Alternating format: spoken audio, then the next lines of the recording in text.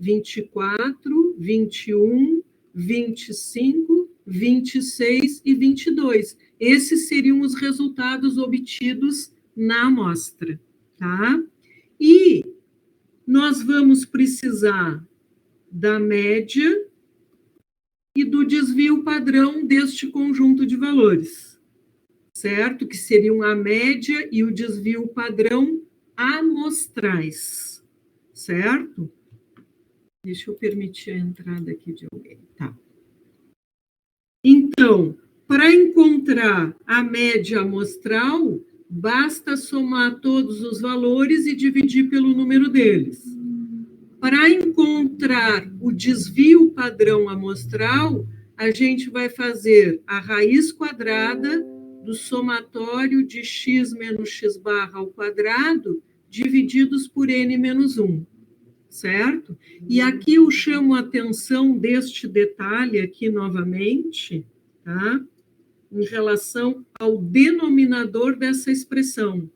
Quando eu estiver calculando o desvio padrão amostral, eu vou dividir por n menos 1. Se for o desvio padrão da população, eu divido direto por n, tá?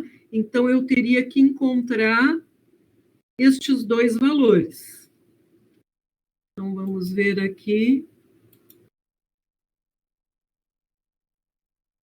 Se a gente fosse fazer manualmente, vamos ver, 18, 24, 21, 25, 26 e 22. Então, a média desse conjunto de valores dá 22,67. E o desvio padrão, fazendo essas continhas, dá 2,94.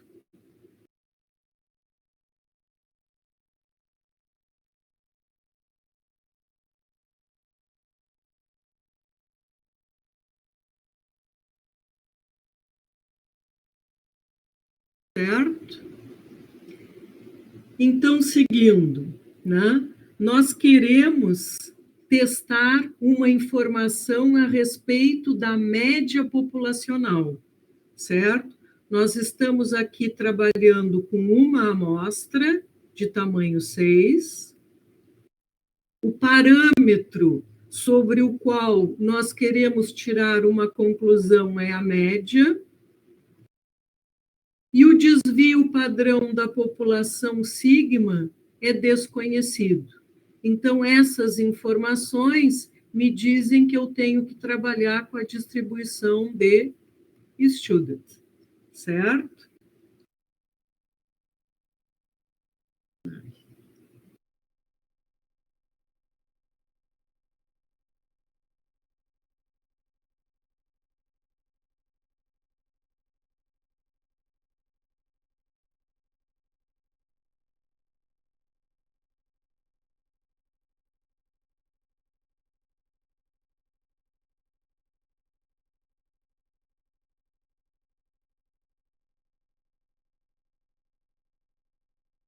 Então, vamos lá. Se eu vou trabalhar com a distribuição de student, então, o T calculado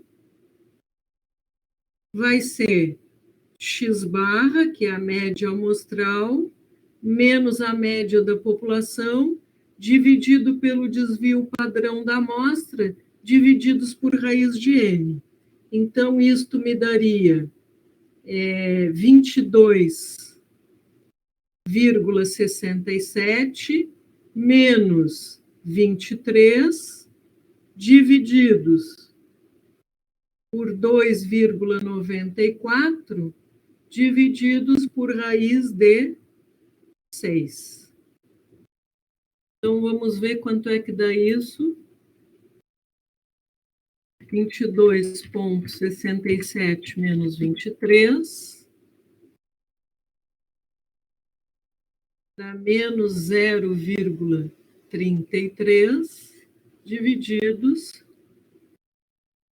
por 2,94 divididos por 6 raiz. E daria aqui 1,20.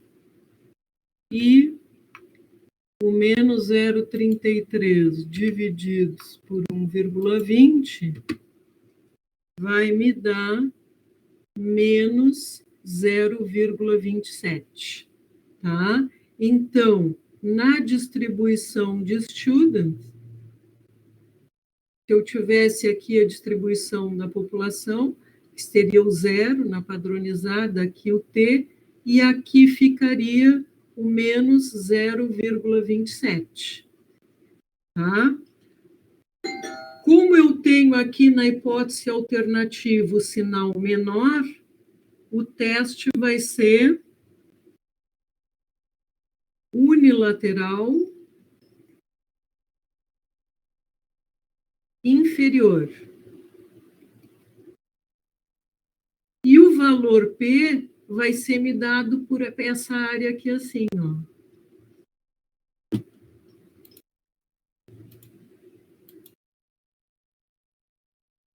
Certo? Bom, para saber o valor numérico desta área, usando a tabela da distribuição de student, é meio difícil saber o valor exato. Mas vamos ver como é que a gente faria.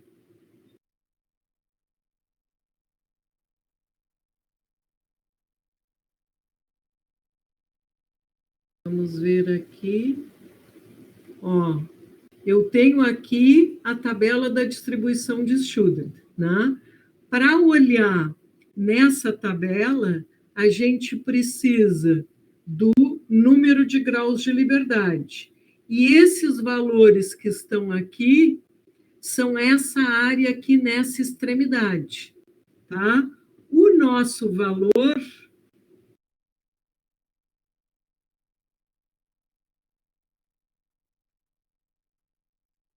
é negativo.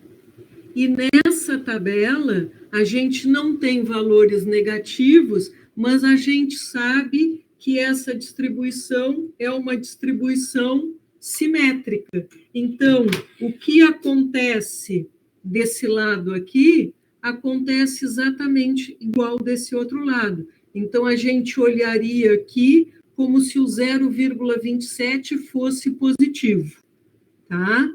E como a nossa amostra é de tamanho 6, os nossos valores de T ficariam nesta linha aqui, ó.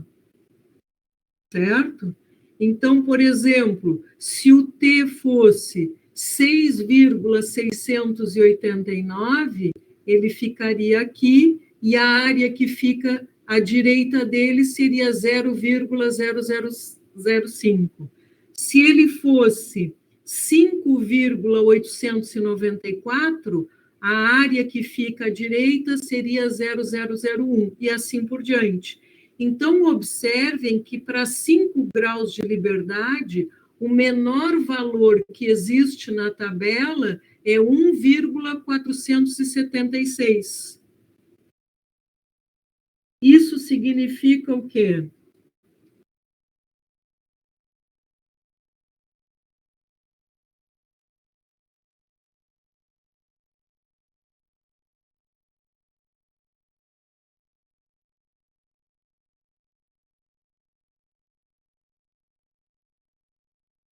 Aqui ficaria o 1,426, não, acho que era, né? E essa área que fica aqui é aquela área que aparece, ó,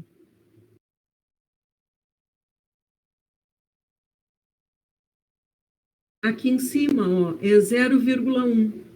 Então, aqui, ó, para 1,476, a área direita é 0,1.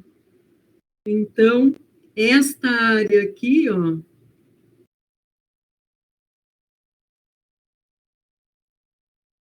Isso que eu tenho que botar aqui para escrever.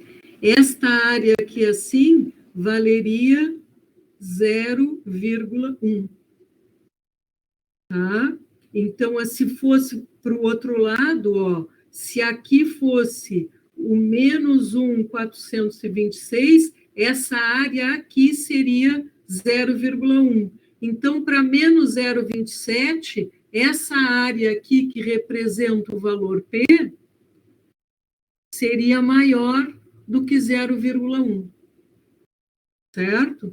Então, 0,1 seria maior do que 0,01, que é o meu nível de significância.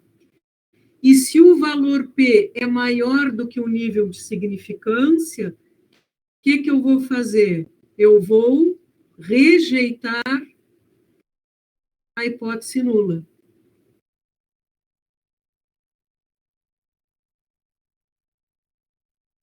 Ao contrário, né? Eu não vou rejeitar a hipótese nula. Tá? Eu rejeito quando ele é menor. Quando ele é maior, eu não rejeito. Aqui é o alfa e aqui é o valor P.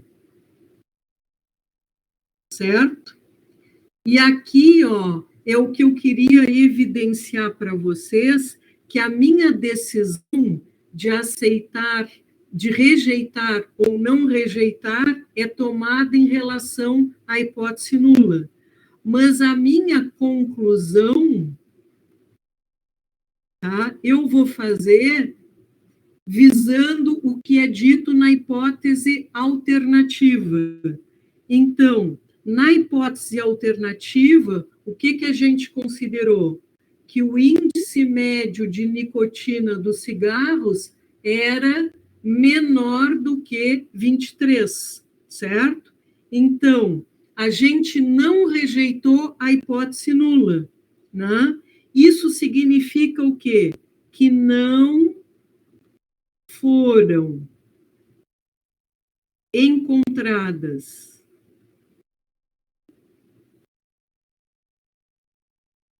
evidências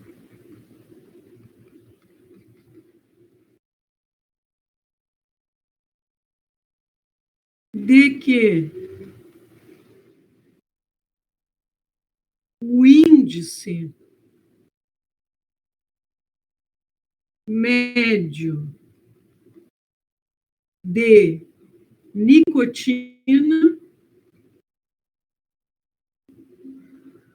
é menor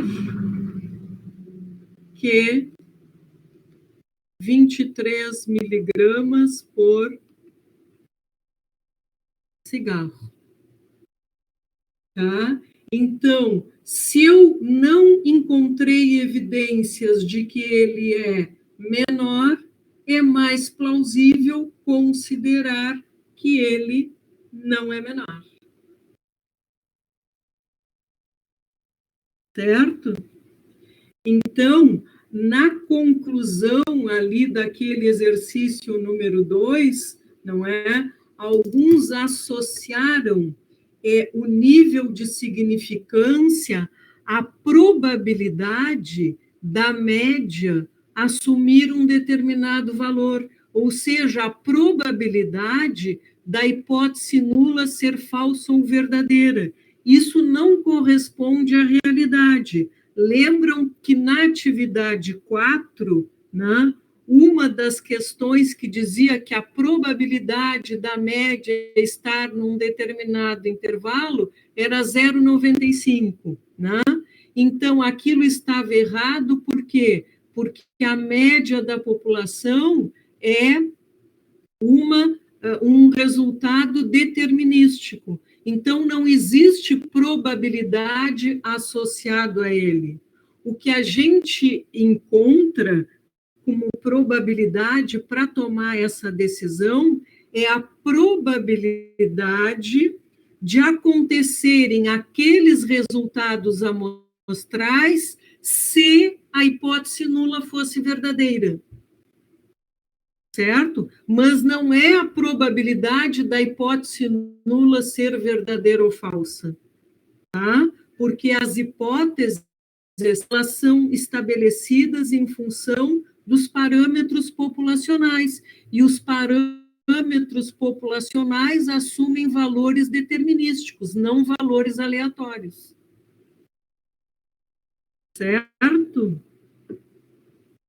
Então, eram esses detalhezinhos assim que eu queria evidenciar para vocês.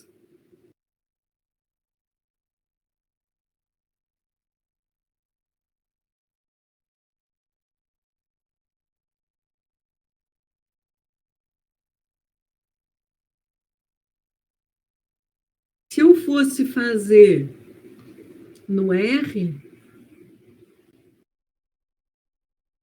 ó, eu utilizaria a biblioteca Teaching Demos, vou carregá-la, tá? E utilizaria a função t-teste, que foi a mesma que a gente usou lá na construção do intervalo de confiança, só que agora os argumentos são colocados de uma maneira diferente, né? Então, primeiro, a gente identifica um vetor composto pelos elementos da nossa amostra, que seriam esses aqui, e depois é só usar a função t-teste, e como argumentos a gente coloca o vetor, que foi definido, que é o conjunto de dados que a gente tem, depois a gente tem a média da população, depois aqui é a identificação, a identificação de um teste como sendo bi ou unilateral, e no caso de ser unilateral, se ele é inferior ou superior, tá? E o nível de confiança, que é o complemento do nosso nível de significância, tá?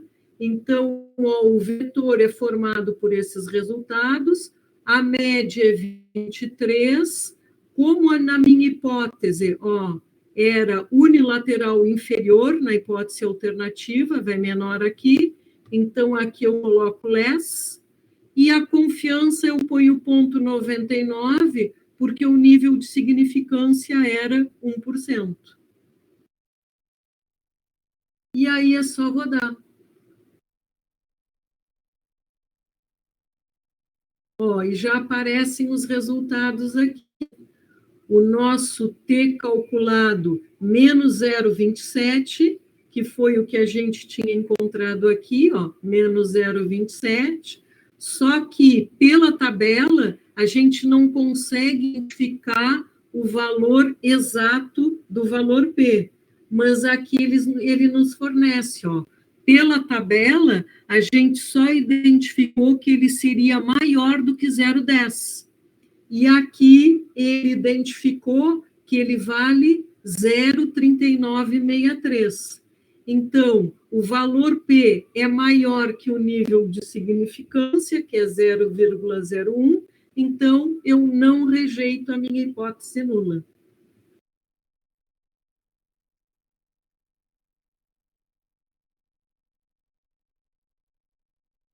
Mas aqui o importante, não é chamar a atenção de vocês que o nível de significância não representa a probabilidade da hipótese nula ser falsa ou verdadeira.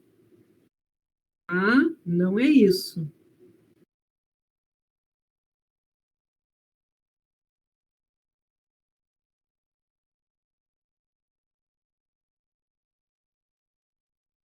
Essa probabilidade aqui, ó, ela está associada aos valores da amostra, né? Tinha na atividade 5 até uma sentença para vocês dizerem se era falsa ou verdadeira, né? Dizendo que o valor P depende dos dados amostrais. E certamente depende, né? Porque o valor P eu calculo, eu determino a partir da estatística de teste, e o cálculo da estatística de teste é feito em função do quê? dos resultados que a gente obteve na amostra, que é a sua média, o seu desvio padrão e o seu tamanho. Certo?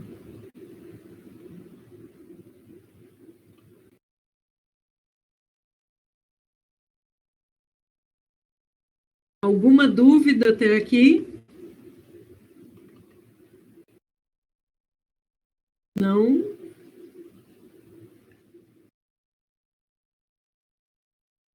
Então, ó, continuando,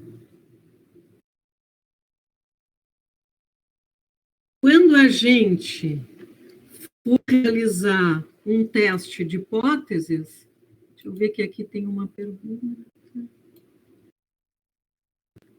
Quando a gente for realizar um teste de hipóteses, primeira coisa que a gente faz é identificar todas as informações que a gente tem, em termos de tamanho de amostra, medidas, nível de significância e etc. Tá? Depois de identificar todas essas informações, nós vamos estabelecer as hipóteses. Certo? Com essas hipóteses, nós vamos escolher um modelo probabilístico, certo? Que os que a gente já estudou se referem à distribuição normal e à distribuição T de student, certo? Escolhendo, então, o nosso modelo probabilístico, nós vamos calcular a estatística de teste, certo? Que se for a distribuição normal, é o Z calculado. Se for a distribuição de student, é o T calculado, certo? Agora, independentemente se for Z ou T, a gente usa essas informações para encontrar o valor P. Esse valor P a gente compara com o nível de significância e, em função disso, a gente não rejeita ou rejeita a hipótese nula. Tá? Observem que a gente não diz que aceita a hipótese nula. Correto? A gente diz que a gente rejeita ou não rejeita a hipótese nula. Porque, na verdade, nunca a gente consegue mostrar que a hipótese nula é verdadeira. Porque a gente pode conseguir encontrar evidências de que ela seja falsa ou não conseguir encontrar evidências de que ela seja falsa. Tá? Por isso que a gente não diz que aceita a hipótese nula, e sim que não rejeita a hipótese nula. Né? Dentro de uma linguagem mais simplista, vocês podem estar pensando, mas se não rejeita, aceita. Mas não é bem assim. Não rejeitar não é a mesma coisa que aceitar.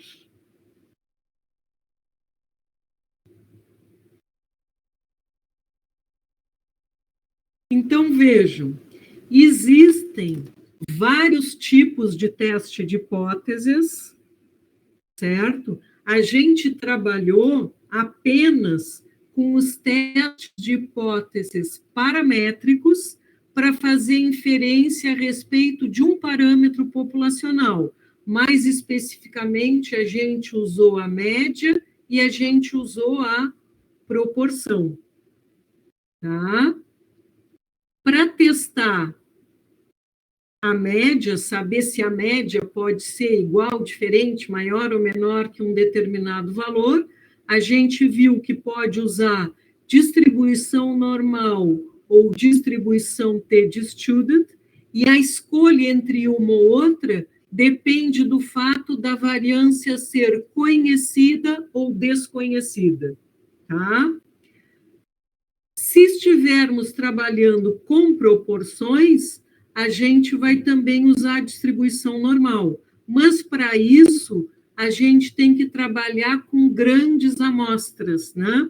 E a identificação de uma amostra como sendo grande e, portanto, podermos trabalhar com a distribuição normal é feita da seguinte maneira, ó, M vezes P e N que multiplica 1 menos P, ambos têm que ser maior do que 5, tá? Porque se for menor do que 5, aí a gente vai trabalhar com um outro modelo teórico, que seria um modelo teórico de distribuição binomial. E nós não vimos, mas nós poderíamos ter feito também, ó, isso que a gente fez para a média e para a proporção, a gente também poderia ter feito para a variância. E aí, no caso, nós trabalharíamos com um outro modelo teórico que se chama distribuição Chi quadrado. Chi é uma letrinha grega representada dessa forma, é um X, mas que tem essa parte aqui torta e fica elevado ao quadrado. Ó. Isso é o Chi quadrado. Tá? É uma distribuição bastante utilizada na inferência estatística. Certo? Então, ó, recapitulando, aqui é para tirar conclusões sobre a média, proporção ou variância. Assim como a gente usou testes para tirar conclusões a respeito de um parâmetro populacional, a gente pode fazer esses testes para comparar dois parâmetros populacionais. Inclusive, vamos ver aqui, ó.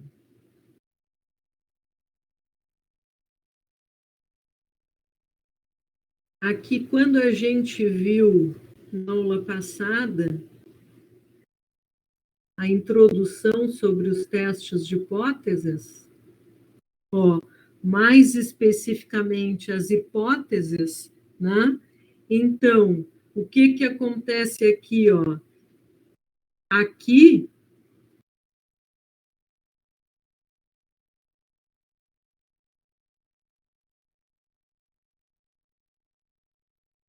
ó, se eu estiver trabalhando com uma amostra, eu vou dizer que o parâmetro populacional é igual, diferente, menor ou maior que um determinado valor. Esse θ0 representa um valor numérico, tá? Se eu estiver trabalhando com duas amostras, não vou utilizar valores numéricos nas minhas hipóteses. Eu vou dizer que o parâmetro testado na população 1 é igual ao parâmetro testado na população 2, ou que este parâmetro testado na população 1 é diferente, menor ou maior do que na população 2. Tá? Seria uma outra maneira da gente formular essas hipóteses. E esse modo de formular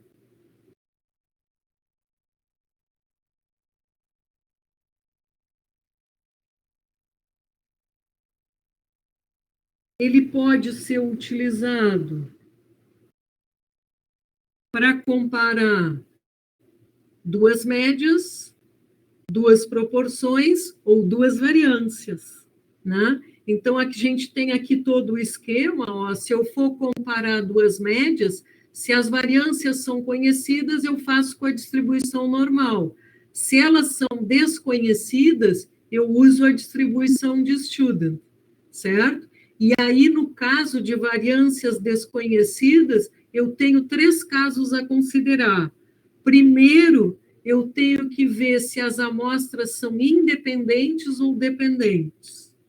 E no caso de independentes, ainda se eu vou considerar variâncias iguais ou diferentes.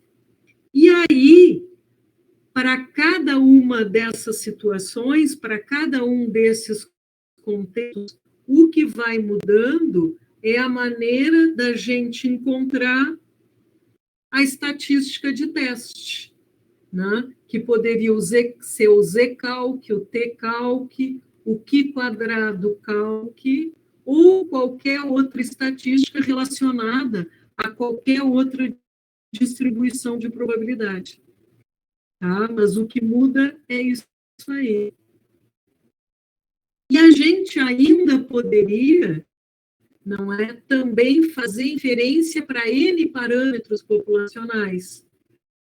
Então, comparando, agora, em vez de duas N médias, aí a gente usa uma técnica chamada de análise de variância, que na área de controle estatístico de qualidade é extremamente utilizada, né? Porque a gente realiza, quando a gente está implantando um controle estatístico de processos numa empresa, a gente faz muitos experimentos, né? Porque eu tenho um produto,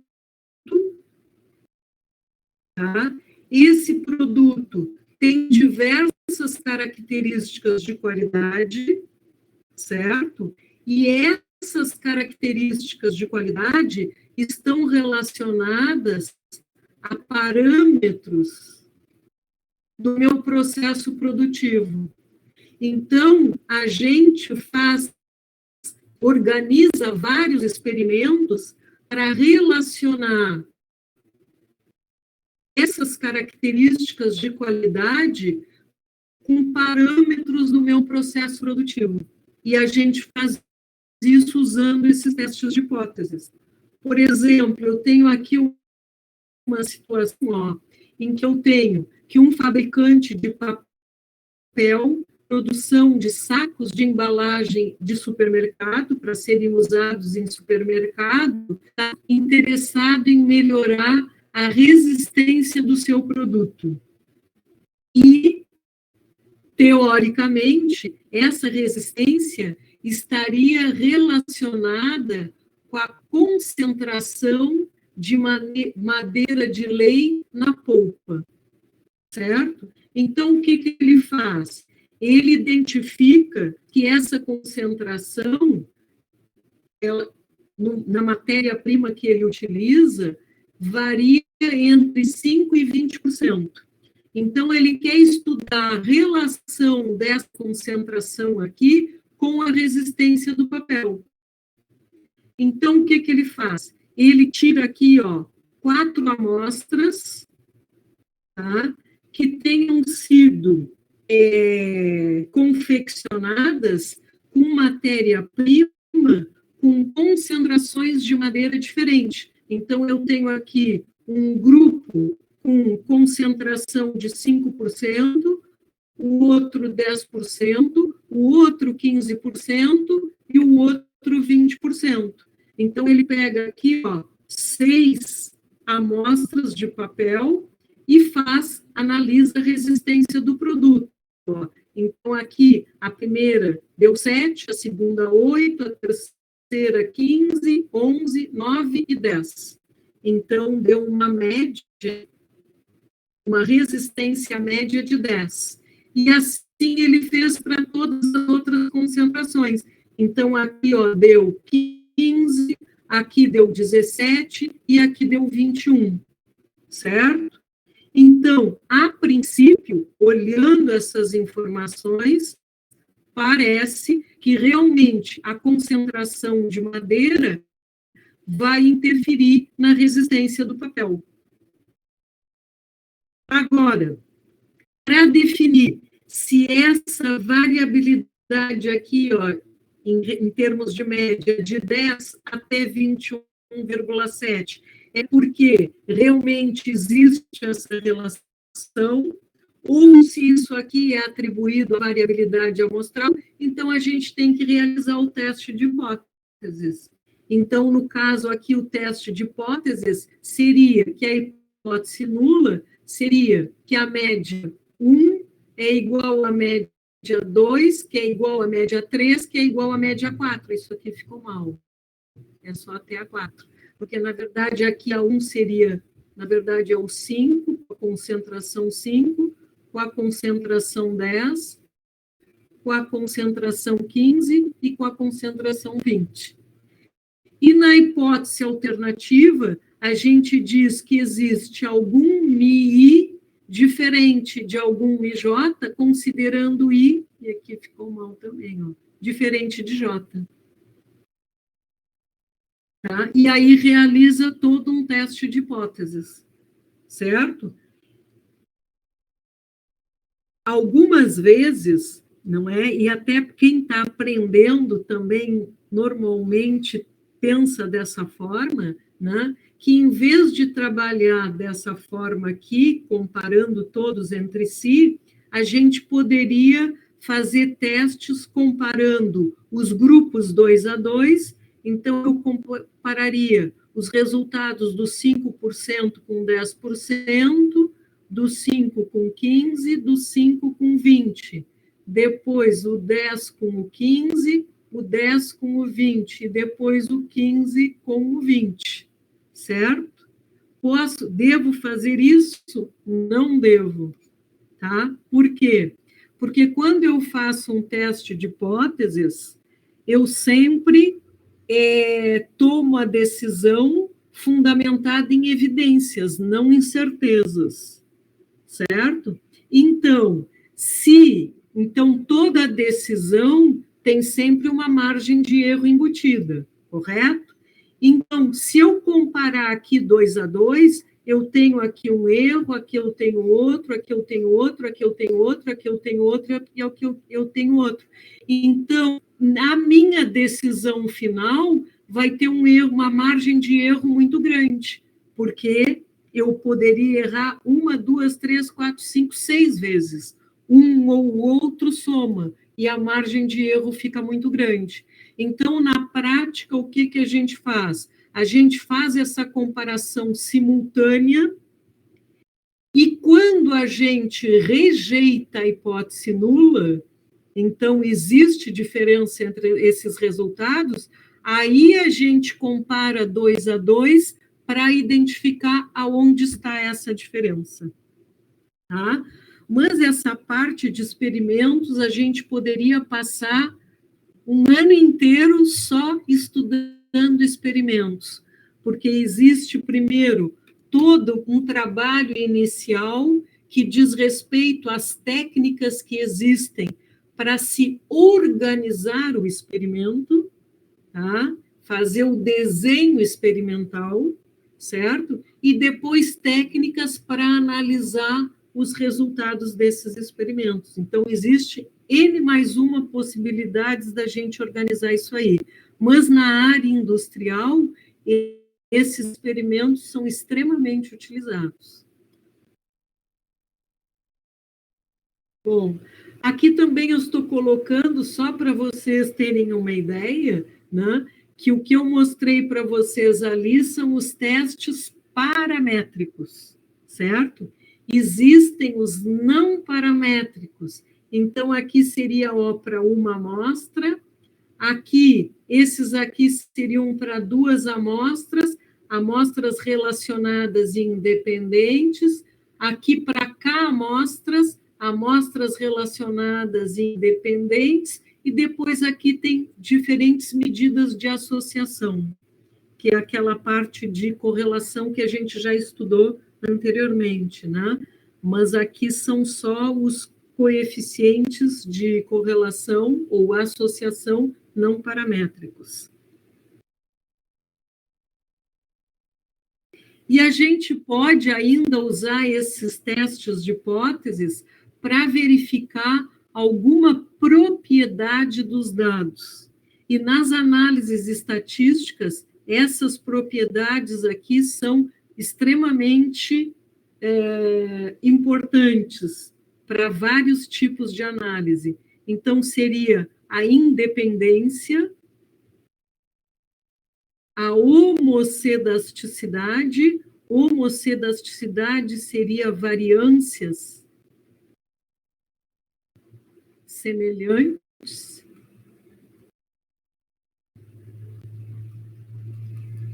E normalidade, ver se os dados apresentam distribuição normal ou não. Por exemplo, para aplicar a distribuição de student, a gente tem que supor que os dados na população apresentam distribuição normal, senão a gente não pode trabalhar com student. Então, sempre tem suposições que a gente tem que verificar.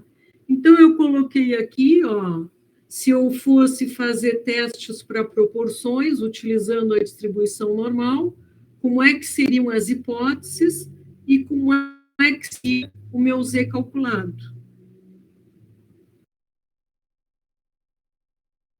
Aqui, se eu fosse trabalhar com médias, também quais seriam as hipóteses e como é que seria o Z calculado, né? E observem que aqui, ó, o Z calculado é sempre da mesma maneira, é a variável aleatória menos a sua média, dividido pelo seu erro padrão. Tá? É sempre da mesma maneira. Aqui é a minha variável, eu estou comparando médias, então eu estou trabalhando com a diferença entre elas. Aqui a média e aqui é o erro padrão das duas. Aqui seria para comparar variâncias, né? Aí não seria com a distribuição normal, nem com a distribuição de Student e nem com a distribuição Q quadrado. Seria a distribuição de Snedeker-Fischer, que tem uma forma deste tipo, tá? E aqui também a maneira de olhar na tabela e tal, certo? E aqui seria o exemplo. Aqui, ó, comparar médias com variâncias populacionais desconhecidas, então é distribuição de Student, certo? Mas aí, ó, para aplicar essa distribuição, depende se as variâncias podem ser homogêneas ou não. Então, eu teria dois casos, duas fórmulas diferentes de encontrar o T calculado. Aqui, quando as variâncias são homogêneas, e aqui não. Aqui um exemplo. E aqui a última situação seria com a distribuição T de Student para amostras emparelhadas, que seria, nas amostras emparelhadas, eu tenho numa amostra sempre um correspondente na outra amostra, tá? Como naquele trabalho que a gente fez na atividade 4, tinha o antes e o depois. Lembram? Era uma amostra de tamanho 12, tinham várias medições antes e várias medições depois. Então, esse depois corresponde a esse antes, esse depois corresponde a esse antes, e assim sucessivamente, tá? Então, aqui é uma outra maneira, isso aqui a gente chama de amostras pareadas. Então, é uma outra maneira de se analisar também utilizando um teste de hipóteses, certo? Então, aqui é só para mostrar para vocês que esse conteúdo é extremamente abrangente, né? E a gente vai trabalhar mais com essa parte aqui de uma amostra, e talvez até duas amostras, comparando, utilizando a distribuição normal e talvez a distribuição de Student, certo?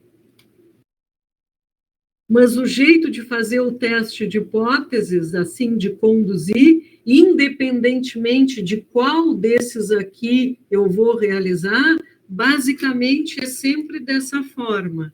É pegar as informações, definir as hipóteses, escolher um modelo probabilístico, encontrar a estatística de teste, o valor P, e comparar com o nível de significância para tomar decisão.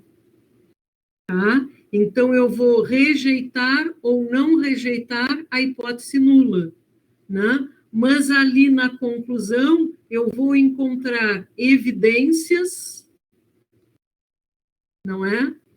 Em relação à hipótese alternativa. Eu consegui, porque no valor P, eu calculo a probabilidade de ocorrência daquelas informações amostrais se a hipótese nula fosse verdadeira. Então, quando essa probabilidade é pequena, eu rejeito a hipótese nula. Essa é a ideia.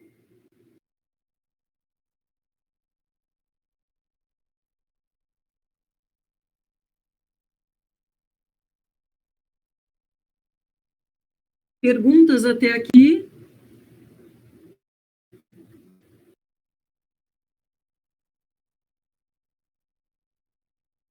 Não?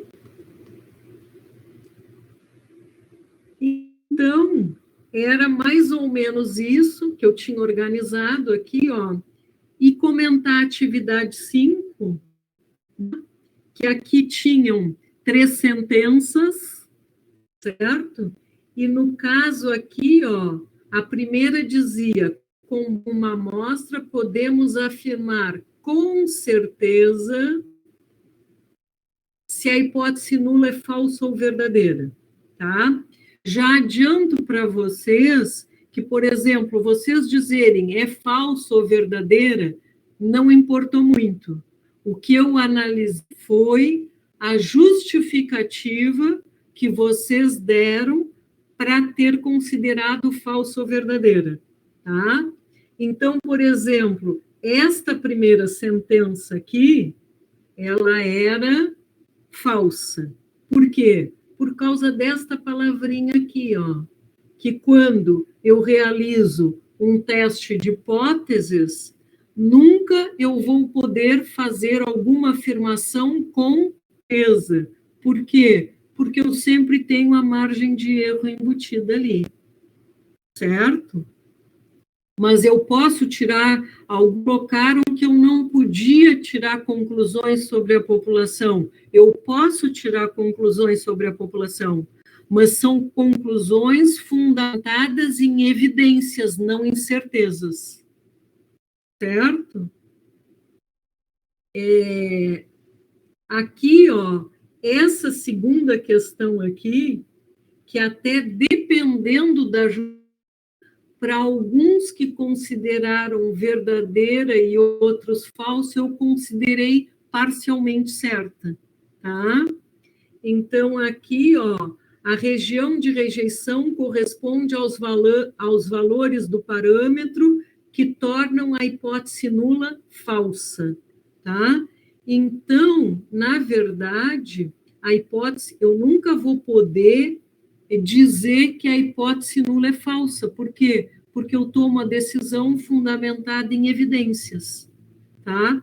Tiveram alguns que, na justificativa, evidenciaram que, na região de rejeição, a probabilidade de ocorrência dos valores é muito pequena e, em função disso, a gente não rejeita a hipótese nula. Tá? Então, ou melhor, a gente rejeita a hipótese nula, certo? Então, quem colocou essa justificativa, eu considerei alguma coisa, tá? E depois aqui, mesmo tendo colocado que era verdadeira, porque na verdade ela era falsa, tá?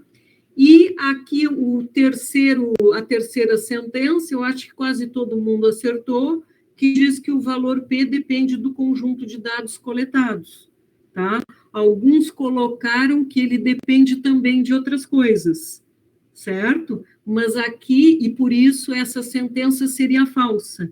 Mas, na verdade, ela seria falsa se eu tivesse dito que o valor P só depende do conjunto de dados coletados, né? Mas, na verdade, o valor P depende do conjunto de dados coletados, depende do valor do parâmetro na hipótese nula e depende também do modelo probabilístico que está sendo utilizado na testagem, certo? Mas como eu não coloquei ali o só, então essa sentença seria verdadeira. Tá? Alguém tem alguma pergunta a respeito? Não? E finalizando, então, a gente tinha aqui o teste, não é? Que dizia que o teor médio de nicotina era de, no máximo, 0,7, então diz que a média é menor ou igual a 0,7, né? E isto seria a minha hipótese nula, certo? E a hipótese alternativa seria, então, que ele é maior que 0,7. Como eu conhecia que o desvio padrão da população era trabalhar com a distribuição normal, certo? O valor P dava um valor grande, parece que 0,18 alguma coisa, não é? Então, a gente não rejeita a hipótese nula, então não há evidências de que o teor médio seja maior que 0,7, mesmo a amostra tendo apresentado um valor maior do que a média que estava sendo dita. Né? Por quê? Porque 0,708 é a média da amostra de tamanho 19, certo? Aqui até era 16, mas eu, na hora de digitar, troquei aqui para 19. Eu já vou trocar aqui para não dar confusão. Certo? Então, a gente não rejeita, não é maior, então a empresa não deveria ser condenada e nem a pagar multa, né? Não deveria ser condenada por propaganda enganosa.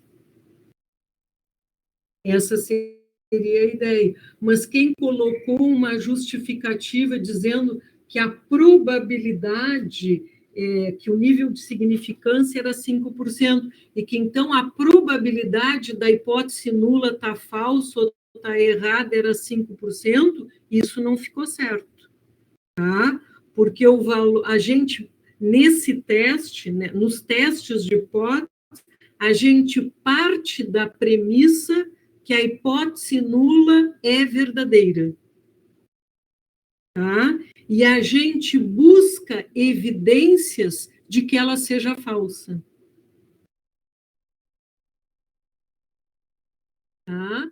Mas não trabalhamos com probabilidade, porque a probabilidade está associada à ocorrência dos dados amostrais. Na verdade, a gente trabalha aqui com uma probabilidade condicional. É a probabilidade dos resultados amostrais acontecerem se a hipótese nula. Tá? E, em função disso, eu escolho entre as duas qual a que eu vou considerar como se fosse verdadeira. Em função de uma probabilidade, mas que não é a probabilidade da hipótese nula ser falsa ou verdadeira. Captaram a diferença? Isso é meio complexo, assim, para quando a gente está começando a trabalhar com esses testes de hipóteses. Num primeiro momento, parece que tudo é a mesma coisa, mas, na verdade, não é.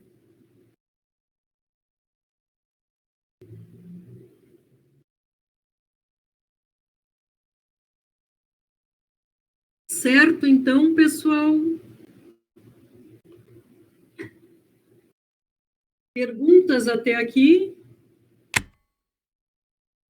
Bom, eu já coloquei ali no AVA, e até também de alguns no sistema, tá? O que seria a nota do terceiro bimestre, certo? Os que aparecem ali do lado, optativa, poderão optar entre fazer a prova ou não. Se não fizerem a prova, a nota fica a nota dos trabalhos, tá? Agora, quem deixou de fazer alguma das avaliações, aí então vai ter que fazer a prova obrigatoriamente. Aí continuamos que a nota do bimestre fica a média entre a nota das atividades e a nota da prova.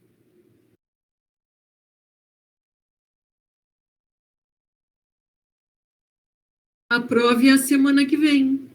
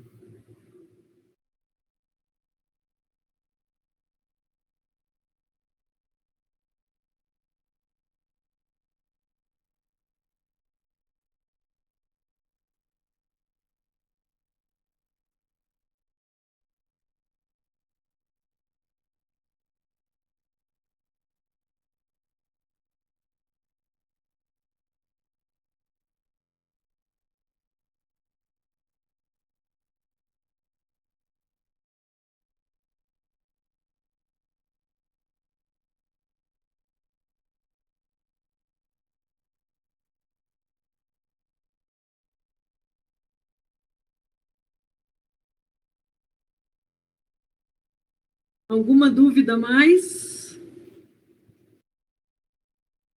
O Alisson vai perguntar alguma coisa? Isso, é. Entra a parte de amostragem, depois entra a parte de distribuições amostrais, depois entra os intervalos de confiança, a estimação, e os testes de hipóteses só para uma amostra, tá? Os testes de hipóteses para duas amostras fica para a quarta avaliação, que ficam os testes de hipóteses para duas amostras e mais a parte de regressão.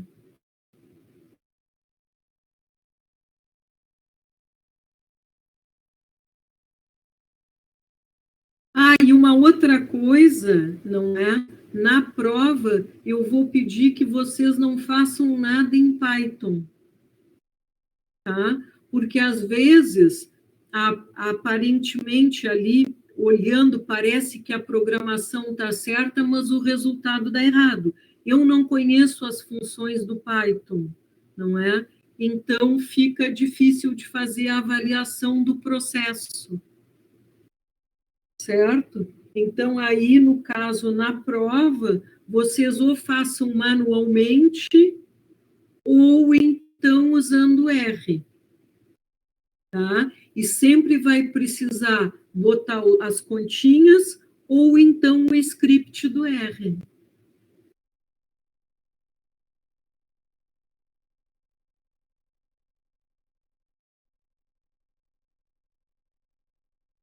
Mais alguma perguntinha?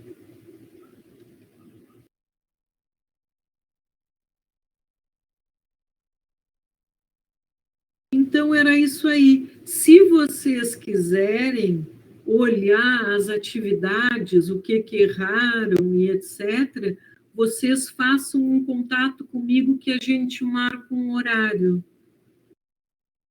Tá? Combinamos um horário, aí a gente pega as atividades, se olha o que acertou, o que errou, por que acertou, por que errou. Os que vão fazer a prova, seria bom que fizesse isso, né? Porque vocês sabem que lá na outra turma, como a parte teórica, as perguntas teóricas da atividade 4 ninguém acertou, eu pedi que eles fizessem de novo, não é? E até comentei rapidamente cada uma das questões. E teve algumas pessoas que repetiram o erro, né?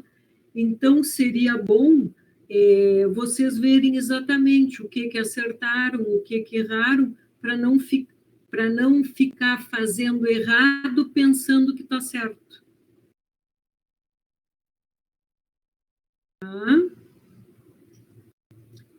Então, era isso, pessoal. Se não tem mais dúvida nenhuma,